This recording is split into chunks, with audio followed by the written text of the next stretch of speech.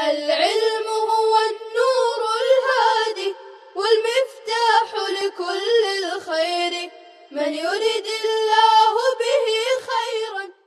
بسم الله الرحمن الرحيم. الحمد لله رب العالمين. الحمد لله حمدا كثيرا طيبا مباركا فيه. يا رب لك الحمد كما ينبغي لجلال وجهك ولعظيم سلطانك. سبحان الله وبحمده عدد خلقه ورضا نفسه وزنة عرشه ومداد كلماته. وصلى الله وسلم على نبينا محمد وعلى آله وأصحابه وبارك وسلم تسليما كثيرا كثيرا. وتشترط فيه نية التعيين ولا يحتمل الفوات بخلاف الأولين، أي يشترط في هذا القسم الثالث من المؤقت نية التعيين بأن يقول نويت للقضاء والنذر ولا يتأدى بمطلق النية ولا بنية النفل أو واجب آخر. كذا يشترط فيه التبييت أي النية من الليل، لأن ما سوى رمضان كله محل للنفل فيقع جميع الإمساكات على النفل ما لم يعين من الليل الصوم العارضي، وهو القضاء والكفارة والنذر المطلق بخلاف النذر المعين، فإنه يتأدى بمطلق النية ونية النفل، ولكن لا يتأدى بنية واجب آخر. ولا يشترط فيه التبييت لأنه معين في نفسه كرمضان، لا يقع الإمساك المطلق إلا عليه ما لم يصرفه إلى واجب آخر. وأيضا لا يحتمل هذا القسم الثالث والفوات، بل كل ما صام له يكون مؤديا، لأن كل العمر محل له عندنا. وعند الشافعي إن لم يقضي رمضان حتى جاء رمضان آخر تجب عليه الفدية مع القضاء جبرا له على التكاسل والتهاون، بخلاف القسمين الأولين وهما الصلاة والصوم، فإنهما يحتملان الفوات إذا لم يؤدهما في الوقت المعهود فيكون قضاء. اور اس تیسری قسم میں تعیین کی نیت شرط ہے، اور یہ فوت ہونے کا بھی احتمال نہیں رکھتی ہے، برخلاف پہلی قسموں کے. یعنی امر موقت کی اس تیسری قسم میں تعیین کی نیت شرط ہے، بئیں طور کہ یوں کہیں کہ میں نے قضا اور نذر کی نیت کی، اور مطلق نیت سے فعل مامور بھی ادا نہ ہوگا، اور نہ نفل یا واجب آخر کی نیت سے. اسی طرح اس میں تبییت یعنی رات میں نیت کرنا بھی شرط ہے، کیونکہ رمضان کے علاوہ تمام ایام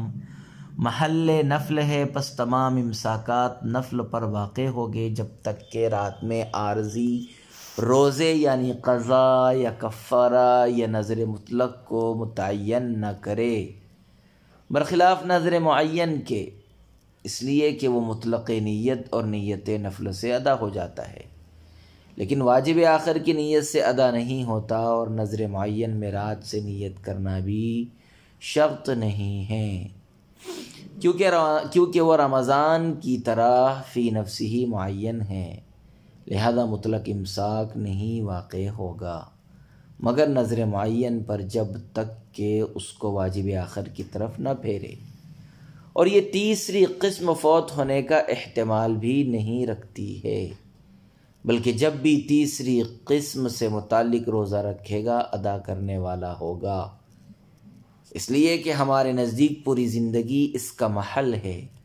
اور حضرت امام شافعی رحمۃ اللہ علیہ کے نزدیک اگر رمضان کی قضا نہ کی یہاں تک کہ دوسرا رمضان آ گیا تو اس پر قضا کے ساتھ فدیہ بھی واجب ہوگا، تاکہ اس کی سستی اور کاہلی کی تلافی ہو سکے،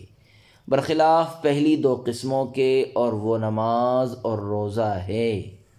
اس لیے کہ یہ دونوں فوت ہونے کا احتمال رکھتے ہیں. چنانچہ اگر ان دونوں کو وقت مقررہ میں ادا نہ کیا تو قضا ہو جائیں گی. عزیز طلبہ کرام، مصنف منار نے فرمایا کہ معمور بھی مقید بالوقت کی تیسری قسم میں تعیین کی نیت کرنا شرط ہے، یعنی دل یا زبان سے یہ کہنا شرط ہے کہ میں نے قضائے رمضان کی نیت کی یا میں نے نذر مطلق کے روزے کی نیت کی۔ اگر مطلقاً روزے کی نیت کی یا نفل کے روزے کی نیت کی یا واجب آخر کفارہ وغیرہ کے روزے کی نیت کی تو اس سے قضائے رمضان اور نذر مطلق کا روزہ ادا نہ ہوگا۔ اسی طرح اس تیسری قسم میں رات میں یعنی صبح صادق شروع ہونے سے پہلے نیت کرنا شرط ہے، اور رات میں نیت کرنا اس لیے شرط ہے کہ رمضان کے علاوہ باقی 11 ماہ نفلی روزوں کا محل ہے۔ ان 11 مہینوں میں جو بھی روزہ رکھا جائے گا وہ نفل کا روزہ ہوگا، الا یہ کہ رات میں یعنی صبح صادق شروع ہونے سے پہلے نفل کے علاوہ قضا یا کفارہ یا نذر مطلق کی نیت کر لے۔ حاصل یہ کہ اگر رات میں قضا یا کفارہ یا نذر مطلق کے روزے کی نیت نہ کی تو وہ نفل کا روزہ شمار ہوگا۔ بس جب یہ بات ہے تو معلوم ہوا کہ قضا وغیرہ کے لیے رات میں نیت کرنا ضروری ہے۔ اس کے برخلاف نذر معین ہے کہ نذر معین کا روزہ مطلق نیت سے بھی ادا ہو جاتا ہے اور نفل کے روزے کی نیت سے بھی ادا ہو جاتا ہے، جیسے صوم رمضان مطلق نیت اور نفل کے روزے کی نیت سے ادا ہو جاتا ہے، لیکن نذر معین کا روزہ واجب آخر یعنی قضا اور کفارے کی نیت سے ادا نہیں ہوگا، اگرچہ رمضان کا روزہ واجب آخر کی نیت سے بھی ادا ہو جاتا ہے۔ اور وجہ فرق یہ ہے کہ نذر معین کا روزہ بندے کا واجب کردہ ہے اور رمضان کا روزہ اللہ کا واجب کردہ ہے۔ اللہ کا واجب کردہ رمضان کا روزہ چونکہ زیادہ اہم ہے اس لیے وہ واجب آخر کی نیت سے ادا ہو جائے گا، اور بندے کا واجب کردہ نذر معین کا روزہ چونکہ اس قدر اہم نہیں ہے اس لیے وہ واجب آخر کی نیت سے ادا نہ ہوگا۔ اور نذر معین کے روزے کے لیے رات میں نیت کرنا بھی شرط نہیں ہے، کیونکہ نذر معین کا روزہ رمضان کی طرح بذات خود معین ہے، لہذا اس معینہ دن میں اگر مطلقاً روزہ رکھا گیا تو یہ روزہ نذر معین ہی کا شمار ہوگا، الا یہ کہ واجب آخر کی نیت کی گئی ہو۔ اگر کسی دوسرے اور واجب آخر کی نیت کر لے تو اور بات ہے۔ اس تیسری قسم کا دوسرا حکم یہ ہے کہ قضائے رمضان اور نذر مطلق کا روزہ فوت ہونے کا احتمال نہیں رکھتا، بلکہ جب بھی قضا کا روزہ رکھے گا تو وہ اس قضا کو ادا کرنے والا ہی شمار ہوگا اور تاخیر کرنے سے اس قضا کی قضا نہ ہوگی۔ اسی طرح نذر مطلق کا روزہ جب بھی رکھے گا تو وہ ادا ہی ہوگا، قضا نہ ہوگا۔ دلیل یہ ہے کہ ہمارے نزدیک قضائے رمضان اور نذر مطلق کے روزے کا محل پوری زندگی ہے، لہذا مرنے سے پہلے پہلے جب بھی قضا یا نذر مطلق کا روزہ رکھے گا درست ہوگا اور ادا ہوگا۔ متن میں عدم احتمال فوت کا یہی مطلب ہے، ورنہ تو قضا اور نذر مطلق کا روزہ بھی مکلف کے مرنے سے فوت ہو جاتا ہے۔ حضرت امام شافعی رحمہ اللہ تعالیٰ نے فرمایا کہ اگر کسی شخص نے رمضان کے روزوں کی قضا نہ کی یہاں تک کہ دوسرا رمضان آ گیا تو فوراً اس پر قضا کے ساتھ ساتھ فدیہ بھی واجب ہوگا۔ قضا کے ساتھ فدیہ اس کی سستی اور کاہلی کی تلافی کرنے کے لیے واجب کیا گیا ہے۔ گویا حضرت امام شافعی رحمہ اللہ تعالیٰ کے نزدیک قضا کا روزہ فوت ہونے کا احتمال رکھتا ہے، کیونکہ ان کے نزدیک قضا کا وقت آئندہ رمضان سے پہلے پہلے ہے، لہذا آئندہ رمضان سے پہلے پہلے قضا کرنا ضروری ہے۔ اگر آنے والے رمضان سے پہلے پہلے گزشتہ رمضان کی قضا نہ کی تو اس پر قضا کے ساتھ بطور سرزنش فدیہ بھی واجب ہوگا۔ صاحب کتاب کہتے ہیں کہ اول کی دونوں قسمیں وقت کا ظرف سبب اور شرط ہونا اور وقت کا معیار اور سبب ہونا اس حکم ثانی میں تیسری قسم کے مخالف ہے، کیونکہ قسم اول مثلا نماز اور قسم ثانی مثلا رمضان کا روزہ دونوں فوت ہونے کا احتمال رکھتے ہیں، چنانچہ ان دونوں کو اگر شریعت کے مقرر کردہ وقت میں ادا نہ کیا گیا بلکہ بعد میں ادا کیا گیا تو یہ دونوں قضا ہو جائیں گے۔ او یکون مشکلا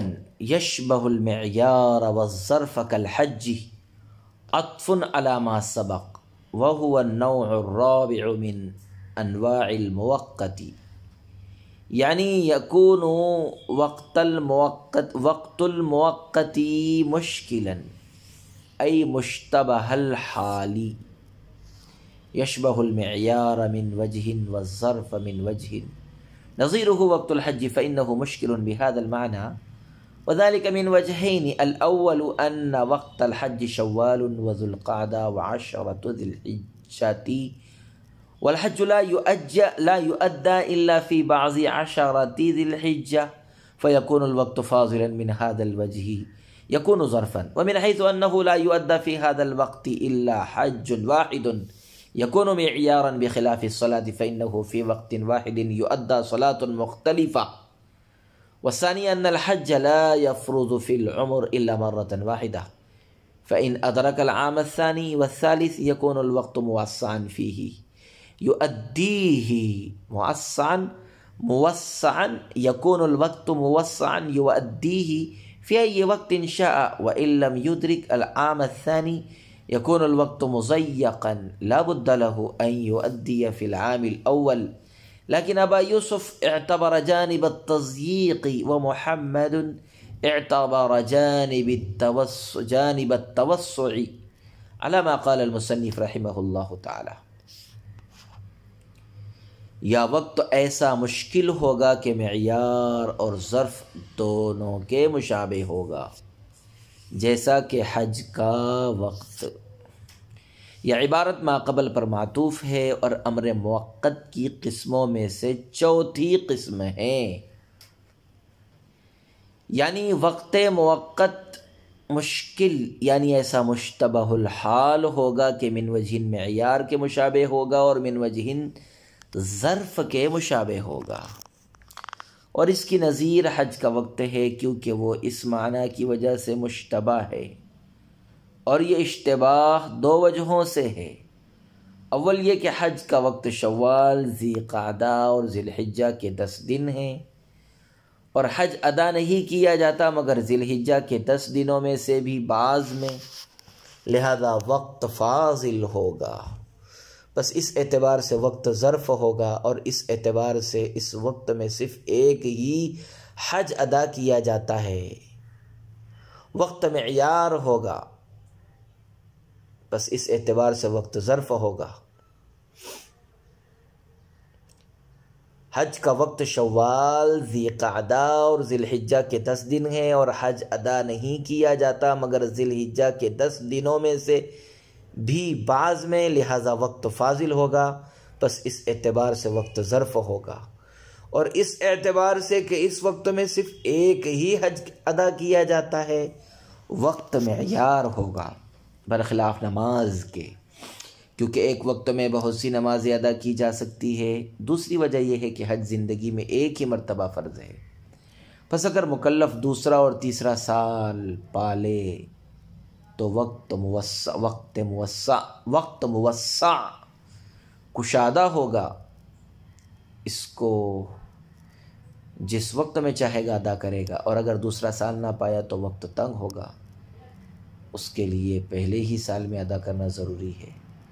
لیکن حضرت امام ابو یوسف نے وقت کی تنگی کا اعتبار کیا ہے، اور حضرت امام محمد رحمہ اللہ تعالی عنہ نے جانب توسع کا اعتبار کیا ہے، جیسا کہ مصنف نے آئندہ عبارت میں فرمایا ہے۔ عزیز طلبہ کرام، شارح فرماتے ہیں کہ یہ عبارت متن کے سابقہ عبارت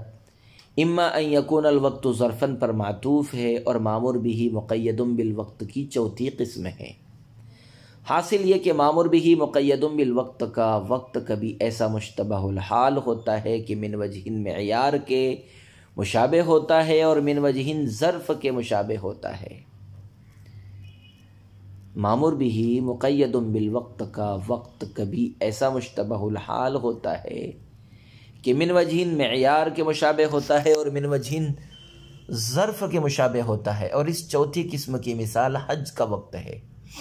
کیونکہ حج کا وقت مشتبہ الحال ہے، من وجہ معیار کے مشابہ ہے اور من وجہ ظرف کے مشابہ ہے۔ حج کے وقت کا مشتبہ الحال ہونا دو طریقے پر ہے۔ اول یہ کہ حج کا وقت شوال، ذی قعدہ اور ذی الحجہ کے 10 دن ہیں، یہی وجہ ہے 10 دن ہیں، یہی وجہ ہے کہ شوال سے پہلے حج کا احرام باندھنا مکروہ تحریمی ہے۔ بہرحال مذکورہ 2 ماہ 10 دن یوم حج کا وقت ہے،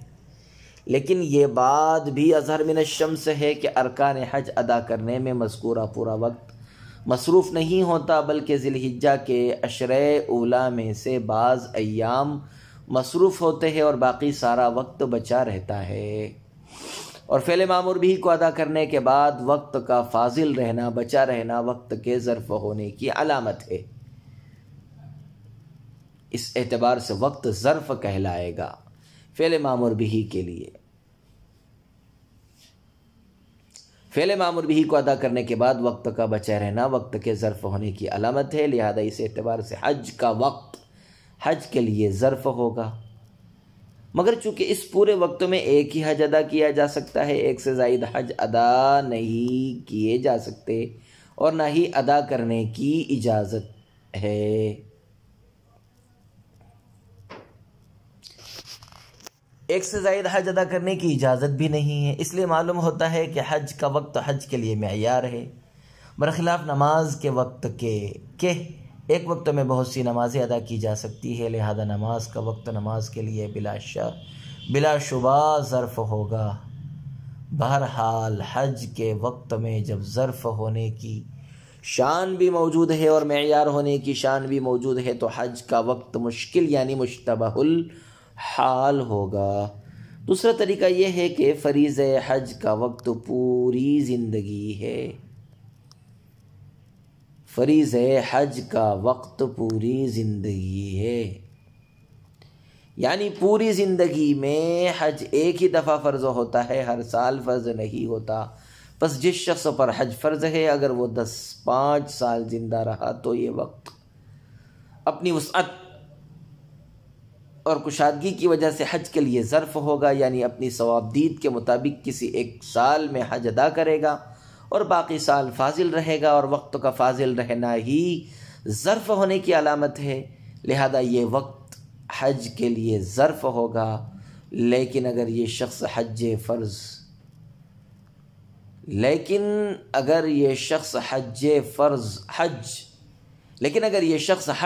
ہونے کے سال حج کا زمانہ گزر جانے کے بعد مر گیا،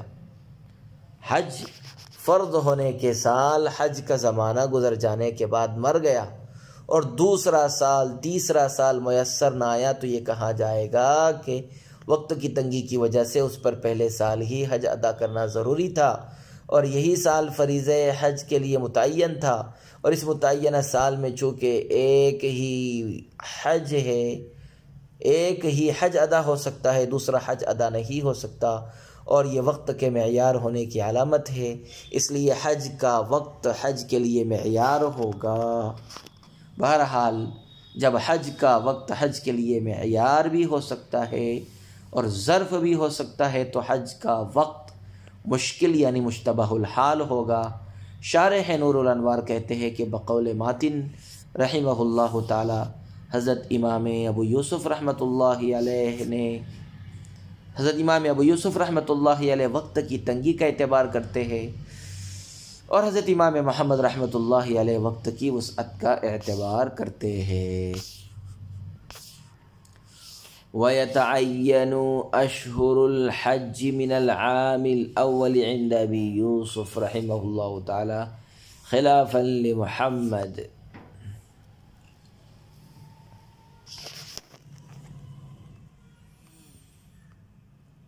عند أبي يوسف رحمه الله تعالى خلافا لمحمد أي لا بد عند أبي يوسف أن يؤدي الحج في العام الأول احتياطا احتراز عن الفوات، فإن الحياة إلى العام الثاني موهوم والوقت مديد، وعند محمد رحمه الله تعالى يترخص له أن يؤخر إلى العام الآخر بشرط ألا يفوت منه، وثمرة الاختلاف لا تظهر إلا في الإثم، فإذا لم يؤدي في العام الأول يصير فاسقا مردود الشهادة عند أبي يوسف، ثم إذا أداه في العام الثاني يرتفع عنه الإثم. تقبل شهادته وهكذا في كل عام، وعند محمد لا يأثم إلا عند الفوت أو إدراك علاماته، ولا يكون مردود الشهادة، ولكن كلما أدى يكون أداء عند الفريقين لا قضاء. اور حضرت امام ابو یوسف رحمۃ اللہ علیہ کے نزدیک پہلے سال کے حج کے مہینے متعین ہیں، امام محمد کا اختلاف ہے، یعنی امام ابو یوسف کے نزدیک ضروری ہے کہ احتیاطاً پہلے ہی سال حج ادا کر لے تاکہ حج کے وقت فوت ہونے سے بچ سکے، اور امام محمد اور امام ابو یوسف کے نزدیک پہلے سال کے حج کے مہینے متعین ہے، امام محمد کا اختلاف ہے، یعنی امام ابو یوسف کے نزدیک ضروری ہے کہ احتیاطاً پہلے ہی سال حج ادا کر لے تاکہ حج کے فوت ہونے سے بچ سکے، اس لیے کہ دوسرے سال تک زندہ رہنا ایک موہوم چیز ہے اور وقت دراز ہے، اور امام محمد کے نزدیک آئندہ سال تک حج مؤخر کرنے کی اجازت ہے بشرطے کہ حج اس سے فوت نہ ہو سکے،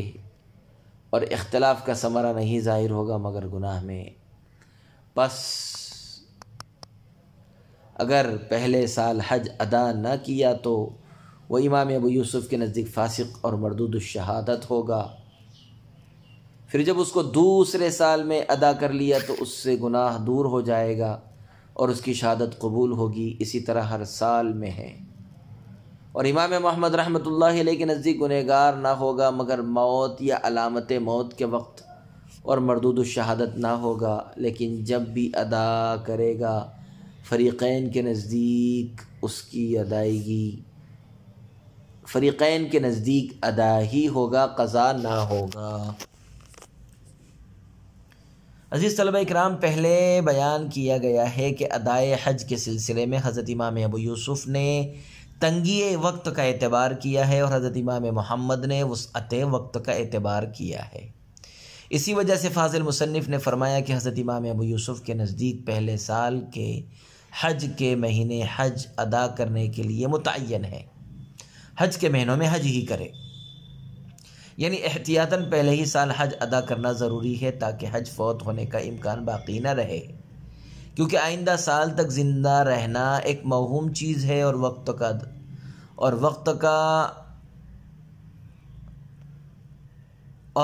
کافی دراز ہے، کیونکہ آئندہ سال تک زندہ رہنا ایک موہوم چیز ہے اور وقت کافی دراز ہے، پس حج فوت ہونے کے امکان سے بچنے کے لیے احتیاط اسی میں ہے کہ پہلے ہی سال حج ادا کر لیا جائے اور آئندہ سال تک مؤخر نہ کیا جائے۔ یہ واضح رہے کہ حضرت امام ابو یوسف رحمۃ اللہ علیہ کا یہ مذہب احتیاط پر مبنی ہے، اس کا یہ مطلب ہرگز نہیں ہے کہ امام ابو یوسف کے نزدیک امر علی الفور وجوب ثابت کرتا ہے،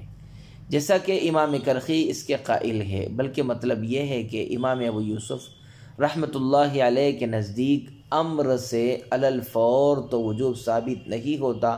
لیکن احتیاط کی وجہ سے علی الفور یعنی فی الفور، یعنی پہلے ہی سال حج ادا کرنا ضروری قرار دے دیا گیا ہے، اور امام ابو یوسف کے نزدیک علی الفور وجوب ثابت نہ ہونے کی وجہ سے، اور امام ابو یوسف کے نزدیک علی الفور وجوب ثابت نہ ہونے کی دلیل یہ ہے کہ اگر ان کے نزدیک علی الفور وجوب ثابت ہوتا تو تاخیر کی وجہ سے گنہگار ہوتا اور دوسرے سال حج ادا کرنے کے باوجود گناہ دور نہ ہوتا، حالانکہ ایسا نہیں ہے، بلکہ دوسرے سال حج ادا کرنے سے گناہ دور ہو جاتا ہے، جیسا کہ آئندہ بیان کریں گے۔ بہرحال یہ بات ثابت ہو گئی کہ حضرت امام ابو یوسف کا یہ مذہب محض احتیاط پر مبنی ہے، اور امام محمد چونکہ وسعت وقت کا اعتبار کرتے ہیں، اس لیے ان کے نزدیک پہلے سال کے حج کے مہینے ادائے حج کے لیے متعین نہیں ہیں، بلکہ آئندہ سالوں تک حج کو مؤخر کرنے کی اجازت ہے۔ لیکن یہ شرط ہے کہ حج فوت نہ ہو جائے۔ مراد یہ ہے کہ مرنے سے پہلے پہلے جب چاہے حج کر لے، اس تاخیر سے گنہگار نہ ہوگا۔ حضرت امام محمد رحمۃ اللہ علیہ کی دلیل یہ ہے کہ حضرت صلی اللہ علیہ وسلم نے فریضہ حج سن 10 ہجری میں ادا کیا ہے، حالانکہ حج اس سے پہلے فرض ہو چکا تھا۔ اس سے معلوم ہوا کہ تاخیر جائز ہے۔ حضرت امام ابو یوسف رحمۃ اللہ علیہ کی طرف سے اس دلیل کا جواب یہ ہے کہ حج کو مؤخر کرنا فوت ہونے کے اندیشے سے حرام کیا گیا ہے، اور فوت ہونے کا اندیشہ اس وقت ہوگا جب آدمی کو مرنے کا وقت معلوم نہ ہو۔ حالانکہ رسول اللہ صلی اللہ علیہ وسلم کو یقینی طور پر یہ بات معلوم تھی کہ جب تک لوگوں کے سامنے حج کے احکام عملاً بیان نہیں کیے جائیں گے، آپ کی وفات نہ ہوگی۔ گویا رسول اللہ صلی اللہ علیہ وسلم کے حق میں حج کے فوت ہونے کا اندیشہ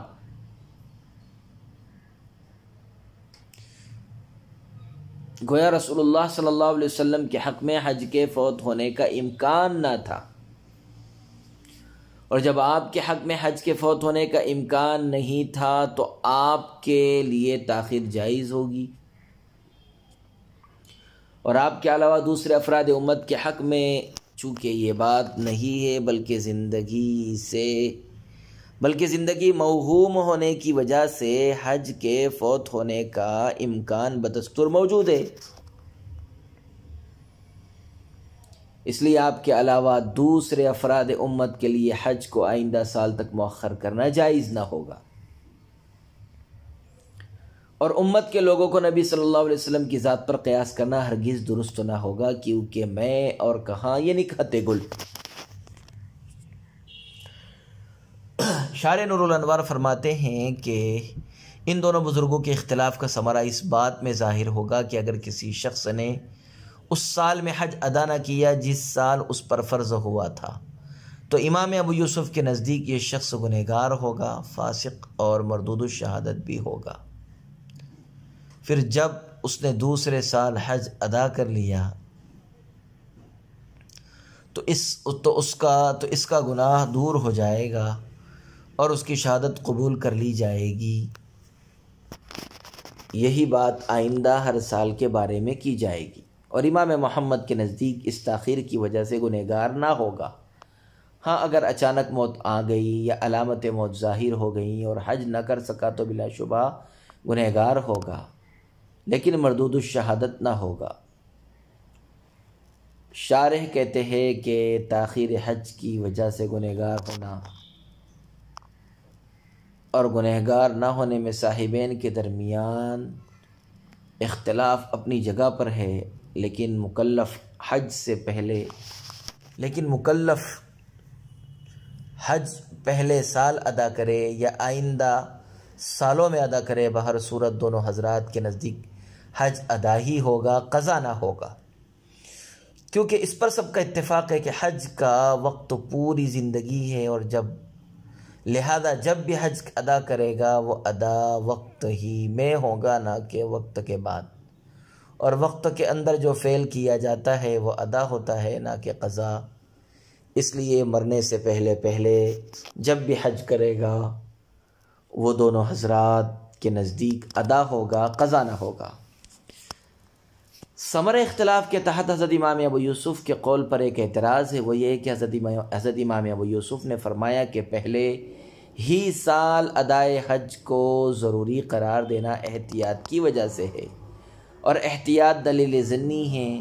چنانچہ پہلے سال سے حج کو مؤخر کرنا گناہ صغیرہ ہوگا، نہ کہ گناہ کبیرہ، کیونکہ کبیرہ گناہ دلیل قطعی سے ثابت ہوتا ہے، اور ایک مرتبہ صغیرہ گناہ کے ارتکاب سے فسق حاصل نہیں ہوتا، البتہ اگر صغیرہ گناہ پر اصرار کیا گیا تو فسق حاصل ہو جائے گا، لہذا پہلے سال سے دوسرے سال تک حج مؤخر کرنے کی وجہ سے مکلف فاسق اور مردود الشہادت نہ ہونا چاہیے۔ ہاں اگر چند سال تک حج مؤخر کر دیا تو صغیرہ گناہ پر اصرار کی وجہ سے یہ شخص بلا شبہ فاسق اور مردود الشہادت ہوگا۔ وصلی اللہ وسلم علی نبینا محمد وعلى آله وأصحابه وبارك وسلم تسليما كثيرا كثيرا. السلام عليكم. لا تنسوا الإعجاب بالفيديو والاشتراك في القناة تشجيعا لنا لنستمر بنشر المزيد إن شاء الله.